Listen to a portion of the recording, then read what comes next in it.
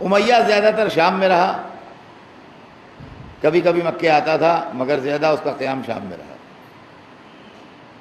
امیہ کا بیٹا تھا صخر، امیہ کا لڑکا تھا جس کا نام تھا صخر۔ صخر کے لیے تاریخ کچھ نہیں لکھتی کہ اس کی ایکٹیویٹیز کیا تھی، سوائے اس کے کہ وہ تجارت میں اپنے رہتا تھا اور کاروبار و دھندے میں لگا رہتا تھا، اور شام میں بھی رہتا تھا اور مکے میں بھی رہتا تھا، لیکن اس نے کوئی مقابلہ عبد المطلب سے نہیں کیا۔ یا وجہ یہ ہو کہ عبد المطلب کی طاقت اتنی زیادہ بڑھ چکی تھی کہ صخر کی یہ ہمت نہیں پڑی کہ عبد المطلب کے سامنے آ کے کبھی کوئی بات کر سکے۔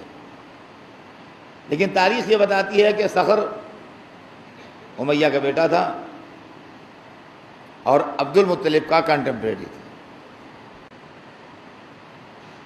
صخر کے متعلق یہ بھی تاریخ میں لکھا ہے کہ عرب کی ایک بہت زیادہ آوارہ عورت جس کی آوارگی اور بدچلنی پروفیشنل تھی، جب اس کی عمر ڈھلنے لگی تو صخر نے اس کو اپنے گھر بٹھا لیا تھا، اور اس کا نام فاختہ تھا۔ اس سے صخر کے دو اولادیں ہوئیں، ایک بیٹا ہوا ایک بیٹی ہوئی۔ بیٹے کا نام اس نے حرب رکھا اور بیٹی کا نام ام جمیل رکھا۔ اس کا بیٹا جو تھا وہ حرب کہلایا اور بیٹی جو تھی وہ ام جمیل کہلائی۔ اب یہ دونوں جو تھے یہ تاریخ کے اندر بہت زیادہ پاپولر ہوئے، حرب بھی اور ام جمیل بھی۔ حرب وہی آدمی ہے جس کو تاریخ نے ابو سفیان کے نام سے پکارا ہے۔ ابو سفیان کا اصلی نام حرب تھا اور یہ صخر کا بیٹا تھا اور امیہ کا پوتا تھا۔ تو حرب جو ہے یہ ابو سفیان کا اصلی نام ہے، نام سے نہیں مشہور ہوا، وہ اپنی کنیت سے مشہور ہوا ابو سفیان۔ ام جمیل بہت پاپولر عورت ہے اور ام جمیل کا نام بھی صبح قیامت تک یادگار رہے گا۔ ام جمیل کی شادی ہوئی تھی رسول کے چچا ابو لہب سے، اور ابو لہب جو اتنا کافر ہو گیا اور اتنا دشمن خدا و رسول ہو گیا، یہ اپنی بیوی کے چکر میں کافر ہوا، اس لیے کہ یہ سسرال سے اپنے میکے سے اسلام دشمنی اور بنی ہاشم کی دشمنی ساتھ لائی تھی۔ یہ وہی ام جمیل ہے جس کے لیے قرآن مجید میں آیت موجود ہے وَامْرَأَتُهُ حَمَّالَةَ الْحَطَبِ فِي جِيدِهَا حَبْلٌ مِّن مَّسَدٍ۔ قرآن مجید میں چھوٹا سورہ ہے تبت یدا ابی لہب وتب ما اغنی عنہ مالہ وما کسب سیصلی نارا ذات لہب وامرأتہ حمالۃ الحطب فی جیدہا حبل من مسد۔ یہ دونوں میاں بیوی اسلام آنے کے بعد بے انتہا دشمن رسول تھے، ابو لہب بھی اور اس کی بیوی ام جمیل بھی۔ ابو لہب کا کام یہ تھا کہ وہ دن رات رسول کے خلاف پروپیگنڈا کرتا تھا، ام جمیل کا کام یہ تھا کہ وہ عورتوں کو جا کے حضرت خدیجہ کے خلاف بھڑکاتی تھی اور کہتی تھی کہ خدیجہ تمہارے لیے یہ کہہ رہی تھی، خدیجہ تمہارے لیے یہ کہہ رہی تھی، خدیجہ تمہاری بیٹی کے لیے یہ کہہ رہی تھی، خدیجہ تمہاری بہو کے لیے یہ کہہ رہی تھی، خدیجہ تمہارے لیے یہ کہہ رہی تھی۔ سب جھوٹی باتیں لگایا کرتی تھی وہ عورتوں میں جا کے، اور اسلام دشمنی کرتی تھی۔ چونکہ خاندان ایک تھا، رسول اپنے والد کے گھر میں رہتے تھے حضرت عبداللہ کے گھر میں، دیوار بیچ ابو لہب کا گھر تھا، یہ اپنے سارے گھر کا کوڑا رسول اللہ کے گھر میں ڈالتی تھی۔ رسول اللہ اور بی بی خدیجہ اس کی حرکتوں پر صبر فرماتے تھے۔ قرآن عجب چیز ہے، اور کبھی ہم غور کریں اس مسئلے کو تو سمجھ میں آتا ہے کہ قرآن کیا شے ہے۔ قرآن نے ایسا بدلہ لیا ہے، خدا کی قسم، ان دونوں میاں بیوی سے ایسا بدلہ لیا ہے کہ ان دونوں کا کلیجہ خون ہو گیا۔ ابو لہب چونکہ بنی ہاشم سے تھا اور بنی ہاشم خوبصورت لوگ ہوتے تھے، لہذا یہ بھی گورا چٹا تھا اور اس کا رنگ جو تھا وہ سرخی مائل تھا، تو یہ آئینہ دیکھا کرتا تھا اور خوش ہوا کرتا تھا، کہتا تھا میرے چہرے سے تو شعلے نکلتے ہیں، میرے چہرے سے تو شعلے نکلتے ہیں۔ دوسری بات اس میں یہ تھی کہ ہر ایک کو گالی دیتا تھا، چونکہ پیسے والا تھا اور بڑے خاندان کا تھا، لہذا لوگ جھیل جاتے تھے۔ ذرا سی بات ہوئی، اس نے کہا تبت یداک، یا عربی زبان میں عرب میں برا لفظ سمجھا جاتا ہے۔ تبت یداک کا مطلب تیرے ہاتھ ٹوٹیں، جس سے ذرا سا بھڑکا تبت یداک تبت یداک، یہ دوسری صفت تھی اس میں۔ تیسری صفت اس میں یہ تھی کہ پیسے والا تو تھا، مگر ہم نے دیکھا ہے بعض پیسے والے ایسے ہوتے ہیں جو رات دن اپنے پیسے کا اعلان کیا کرتے ہیں۔ میں نے 1 کروڑ روپیہ اس پروجیکٹ میں لگایا ہے، فلاں زمین بک رہی تھی، میں نے 3 کروڑ روپے کا آفر دیا ہے، فلاں جگہ یہ کام ہو رہا تھا، میں نے اتنا کیا ہے، برابر اپنے پیسے۔ یہ اس ٹائپ کا آدمی تھا، ہر وقت اپنے پیسے کا ذکر کیا کرتا تھا۔ اس کی بیوی جو تھی ام جمیل، ابو سفیان کی بہن، یہ رسول اللہ کے خلاف، بی بی خدیجہ کے خلاف لگائی لترائی کیا کرتی تھی، عورتوں میں جا کے ان کو بدنام کیا کرتی تھی۔ دوسری بات اس میں جو تھی وہ یہ تھی کہ اس کے پاس ایک موتیوں کا ہار تھا، بڑے بڑے موتی تھے اس کے اندر۔ شادی بیاہ میں وہ ہار پہن کے جاتی تھی، اور مکے بھر کی عورتوں کی زندگی اجیرن کیے ہوئے تھی، کیا ایسا ہار کسی کے پاس نہیں ہے، اس کا ایک موتی اتنا قیمتی ہے کہ اس کا سارا زیور نہیں ہوگا، ایسا یہ ہار ایسا ہے، یہ ہار ایسا ہے۔ مطلب یہ ہے کہ ساری مکے بھر کی عورتوں کو اپنے ہار کی وجہ سے وہ ذلیل کیا کرتی تھی۔ اب آپ دیکھیے قرآن کیا چیز ہے، خدا کی قسم، آپ نے ہزاروں دفعہ قرآن شریف میں یہ سورہ پڑھا ہوگا، اس لیے کہ چھوٹے چھوٹے سورے جو ہیں وہ عام طور سے لوگ زبانی یاد کر لیا کرتے ہیں۔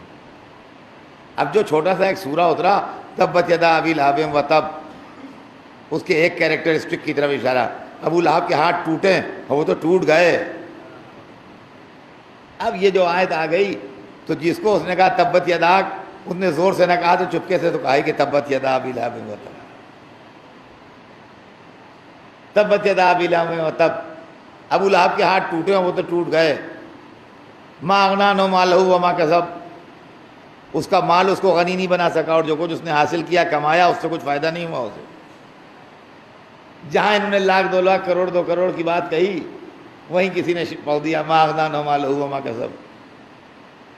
جہاں یہ آئینہ لے کے بیٹھے، وہیں کہیں سے آواز آئی سیصلی نارا ذات لہب، یہ تو ایسی آگ میں جانے والا ہے جس سے شعلے نکل رہے ہیں۔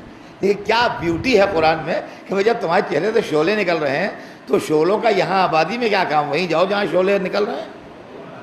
سیصلی نارا ذات لہب، وہ تو ایسی جہنم میں پہنچنے والا ہے جس سے شعلے نکل رہے ہوں گے۔ اب اس کے بعد جو پلٹتا ہے قرآن، 3 آیتیں تو ہو گئی ان کے لیے، 2 آیتیں ان کی بیوی کے لیے بھیج دیں۔ وامرأتہ، دیکھیے یہ لینگویج ہے، ہر زبان میں باعزت عورتیں جو ہیں ان کے لیے لفظ اور ہوتی، اور ذلیل اور کمتر درجے کی جو عورتیں ہیں ان کے لیے لفظیں اور ہوتی ہیں۔ انگریزی میں لیڈیز کا لفظ ہے خواتین کے لیے، باعزت معزز عورتیں جو ہیں ان کے لیے لفظ استعمال ہوتا ہے۔ اردو میں خواتین کا لفظ ہے، معزز عورتیں جو ہوتی ہیں ان کے لیے خواتین کا لفظ استعمال ہوتا ہے۔ عربی میں نساء کا لفظ ہے، جو معزز عورتیں ہوتی ہیں، باعزت عورتیں ہوتی ہیں، ان کے لیے لفظ نساء استعمال کرتا ہے۔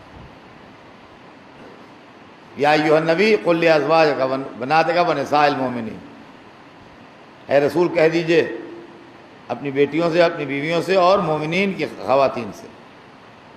یا ازواج پیغمبر کا ذکر ہے، یا نساء النبی لستن کاحد من النساء، عربی میں نساء کا لفظ استعمال ہوتا ہے معزز خواتین کے لیے۔ اور اردو زبان میں بھی جب خالی لفظ عورت استعمال ہو تو وہ ذلیل و پس درجے کے لوگوں کی عورتوں کے لیے استعمال ہوتا ہے۔ ان کا وہ خدمت جو کرتا ہے، خدمتگار کی عورت آئی تھی، وہ فریاد کر رہی تھی کہ وہ پیسے سب باہر اڑا دیتا ہے، گھر میں نہیں دیتا ہے۔ اس طرح کی جو عورتیں ہوتی ہیں، یا کام والی عورت آئی تھی، وہ کہہ رہی تھی ہمیں پیسے بڑھائیے، ہم اتنے میں نہیں کریں گے۔ یہ عورت کا لفظ یہاں پہ استعمال ہوتا ہے۔ قرآن نے اس کی بیوی کی عزت خاک میں ملا دی لفظ امرات استعمال کر کے، وہ امرات ہو، اور اس کی عورت حمالۃ الحطب، لکڑیاں ڈھونے والی ہے۔ یہ لفظ عربی میں دو معنوں میں استعمال ہوتا ہے۔ وہ عورتیں جو لکڑیوں کے گٹھے جنگل سے چن کے لاتی تھیں اور بیچتی تھیں، ان کو بھی حمالۃ الحطب کہتے تھے، اور وہ عورتیں جو لگائی بجھائی کرتی تھیں ادھر ادھر، ان کو بھی عربی میں حمالۃ الحطب کہتے تھے۔ چونکہ بی بی خدیجہ کے خلاف لگائی بجھائی کرتی تھی، لہذا قرآن نے کہا وامرأتہ حمالۃ الحطب، اور اس کی عورت جو ہے وہ تو لکڑیاں ڈھونے والی ہے۔ اچھا، لکڑیاں ڈھونے والی عورتیں عرب میں رواج تھا کہ سویرے سویرے نکل جاتی تھیں جنگل میں، اور جنگل کی لکڑی چن کے لاتی تھیں، شہر میں بیچتی تھیں۔ ان کے پاس ایک کھجور کی رسی ہوتی تھی، اس کے اندر وہ گٹھا بناتی تھیں اس کا۔ اب جس گھر میں ان کو لکڑی دینا ہے وہاں انہوں نے لکڑی گرائی، پیسے لیے، اب وہ جو کھجور کی رسی ہوتی تھی اس کا لچھا بنا کے وہ اپنے گلے میں ڈال لیتے تھے، اور اس طریقے سے وہ اپنے گھر واپس چلی جاتی تھیں۔ اب قرآن نے چونکہ اس کو لکڑیاں ڈھونے والی کہا، لہذا ادھر اس نے کہا وامرأتہ، اور اس کی عورت حمالۃ الحطب، لکڑیاں جلانے، لکڑیاں ادھر ادھر بیچنے والی ہے، فی جیدہا حبل من مسد، اور اس کی گردن میں کھجور کی رسی کا لچھا ہے۔ اب جو اس کا ہار تھا، جس پر اس کو ناز تھا، وہ کھجور کی رسی کا لچھا بن کے رہ گیا۔ جہاں ہار پہن کے گئی، لوگوں نے کہا فی جیدہا حبل من مسد۔ نتیجہ یہ ہوا کہ صاحب دونوں میاں بیوی کا نکلنا بیٹھنا بند ہو گیا۔ قرآن نے ان کو گھر کے اندر قید کر دیا۔ ان کے موافق ہوں یا ان کے مخالف ہوں، جو تھا وہ مسکرا کے ان کے لیے آیتیں پڑھتا تھا، اور چھوٹے سے ایک سورے نے ابو لہب اور ام جمیل کی زندگی کو ایسا برباد کیا کہ یہ دونوں گھل گھل کے مر گئے، اور ان کا کوئی داد فریاد سننے والا بھی نہ رہا۔ نتیجہ یہ ہوا کہ مخالفت کے باوجود اسلام پھیلتا رہا، ابو سفیان مخالفت کرتا رہا۔ 3 آدمی تھے مکے میں جن کے ہاتھ میں لیڈرشپ تھی۔ اس کمیٹی کا سب سے جونیئر آدمی جو تھا وہ ابو سفیان تھا۔ ابو لہب، ابو جہل، ابو سفیان، یہ 3 آدمی تھے جو اینٹی اسلام موومنٹ کے سردار تھے۔ ابو سفیان ابو جہل اور ابو لہب کے مقابلے میں ینگ تھا، اس کی ایج ابو جہل اور ابو لہب کے مقابلے میں کم تھی۔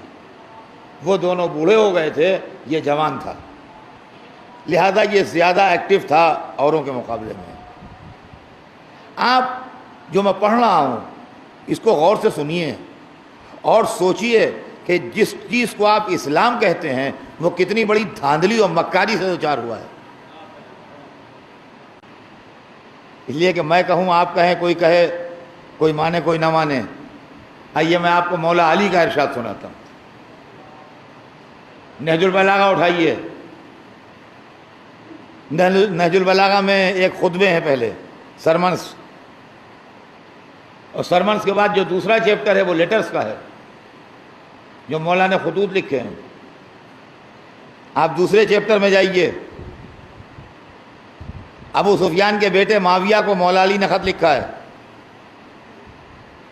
اس کے اندر اپنے خاندان کا اور اس کے خاندان کا کمپیریزن کیا ہے کہ میں کیا ہوں، تم کیا ہو، میرا خاندان کیسا ہے، تمہارا خاندان کیسا ہے۔ مولا علی لکھتے ہیں منا النبی ومنکم المکذب، منا اسد اللہ ومنکم اسد الاحلاف، منا سید نساء اہل الجنہ ومنکم حمالۃ الحطب، منا سیدہ شباب اہل الجنہ ومنکم صبیان النار، لیس المومن کالمنافق لیس الطلیق کالمہاجر۔ دیکھ لیجئے نہج البلاغہ میں، میری آواز ریکارڈ ہے، ملا لیجیے گا آواز کو جو لکھا ہے اس سے۔ من النبی، نبی ہم میں سے ہے، منکم المکذب، جھٹلانے والے تم میں سے ہیں۔ منا اسد اللہ، شیر خدا ہم میں سے ہے، ومنکم اسد الاحلاف، اور جھوٹے معاہدوں کا بنایا ہوا شیر تم میں سے۔ منا سید النساء اہل الجنہ، جنت کی عورتوں کی سردار بی بی ہم میں سے ہے، ومنکم حمالۃ الحطب، اور جس کو لکڑیاں ڈھونے والی کہا ہے قرآن نے وہ تم میں سے۔ منا سیدہ شباب اہل الجنہ، سردار جوانان جنت بچے ہم میں سے ہیں، ومنکم صبیان النار، اور رسول اللہ نے جن کو جہنمی لڑکے کہا ہے وہ تم میں سے ہیں۔ لیس المومن کالمنافق، مومن اور منافق برابر نہیں ہو سکتے۔ لیس الطلیق کالمہاجر، آزاد کردہ غلام مہاجروں کا مقابلہ نہیں کر سکتے۔ اب جب آپ دونوں اسلاموں کو کمپیئر کیجئے گا تو یقین مانیے آپ کہ دہشت گرد، ظالم، سوسائڈ بامبر، فسادی سب اسی اسلام میں ملیں گے، اس اسلام میں ایک نہ ملے گا۔ حضرت زہیر قین جو لشکر حسینی میں میمنے کے سردار تھے، رائٹ ونگ کے سردار تھے وہ، اور ظہر کی نماز کے وقت جنہوں نے سینے پر تیر روکے ہیں، یہ حج کر کے آ رہے تھے اور امام حسین کا قافلہ بھی جا رہا تھا۔ یہ دوسرے گروپ میں تھے، حسینی گروپ میں نہیں تھے۔ ایک منزل پر کسی کو بھیج کے، یا بروایت جناب علی اکبر کو بھیج کے ان کو بلایا۔ جب حاضر خدمت ہوئے تو روایت میں امام ہاتھ پکڑ کے خیمے کے پیچھے لے گئے، 2 منٹ کوئی بات کی، معلوم نہیں کیا بات کی، لیکن وہاں سے پلٹے تو زہیر بدل چکے تھے۔ سر جھکائے ہوئے اپنے خیمے میں آئے، بیوی سے کہا میں نے تمہیں آزاد کیا اور جتنا مال تھا وہ سب بھی تمہیں دے دیا، اب تم جاؤ اور میرا انتظار نہ کرنا، میں نہیں آؤں گا پلٹ کے، میں حسین کے ساتھ جا رہا ہوں۔ اس وقت مومنہ نے کہا کہ سبحان اللہ، اچھی بات کہہ رہے ہو، جب جنت کی طرف چلے تو مجھ کو چھوڑ کے چلے، تم بھی چلو میں بھی آتی ہوں، تم باہر بیٹھنا، میں مخدرات عصمت کی خدمت کروں گی۔ میاں بیوی دونوں آئے، بیوی حرم کے اندر چلی گئیں، خدمت امام میں حاضر رہے، یہاں تک کہ قافلہ کربلا پہنچا، زحمتیں جھیلتے رہے، تکلیفیں اٹھاتے رہے، اور عزیزان گرامی 7ویں محرم سے بندش آب میں شریک رہے۔ سوچئے کیا وقت گزر گیا، خدا کی قسم، جہاں کلیجہ ٹکڑے ہوتا ہے یہ سوچ کے کہ کیسے انسانیت دشمن تھے وہ لوگ، کہ جب حسین کے بچوں کو پانی بند ہوا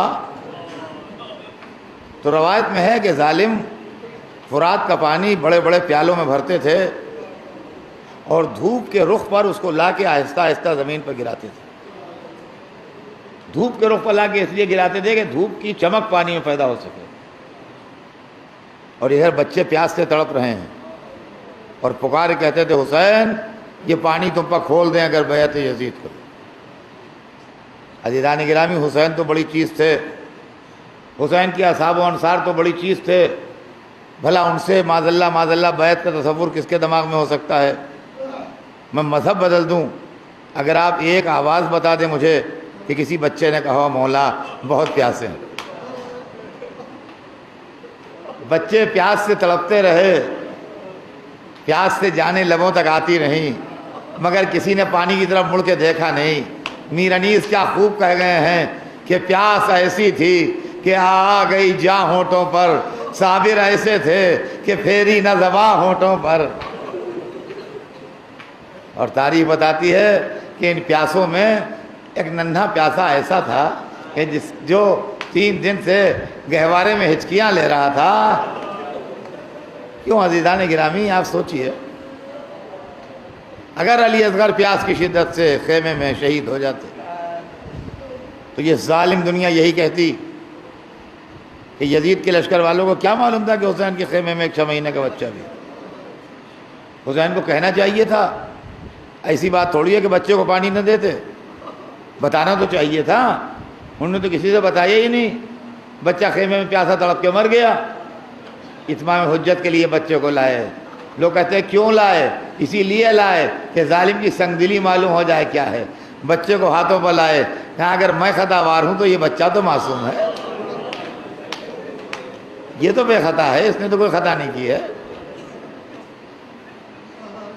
میں یہ نہیں کہتا کہ مجھے پانی دے دو کہ تمہارے دل میں یہ خیال گزرے کہ میں اس کے بہانے لے کے خود پی لوں گا. میں تم پر اعتبار کرتا ہوں، یہ بچہ میں تمہیں حوالے کر دوں گا، ایک آدمی آؤ مجھ سے بچے کو لے کے چلے جاؤ، اپنے ہاتھ سے پانی پلا دو، لا کے مجھے واپس کر دو. روایت بتاتی ہے کہ بجائے اس کے کوئی آتا اور علی اصغر کو 2 بوند پانی پلا دیتا. ہرملا کی کمان کڑکی، 6 مہینے کے بچے کا نازک گلا نشانہ بنا، باپ کے ہاتھوں وہ بچے کے گلے پر تیر پڑا، بچے نے مسکرا کے حسین کو دیکھا. اللہ اکبر، یہ انسانیت کے کلیجے پر تیر پڑا ہے، یہ شرافت کے کلیجے پر تیر پڑا ہے. عجیب و غریب جملہ ہے تاریخ میں. عجیب جملہ یہ کہ ارشاد ہے کہ فتبسم الصبی ومات، بچہ مسکرایا اور مر گیا. یہ حسینی کا کلیجہ تھا جو بچے کو مسکراتے دیکھا، ننھے گلے سے تیر نکالا، چند قطرے خون کے ٹپکے چہرے اقدس پر ملے، کہا قیامت کے دن اپنے نانا کے سامنے اسی طرح جاؤں گا. واہ حسینہ.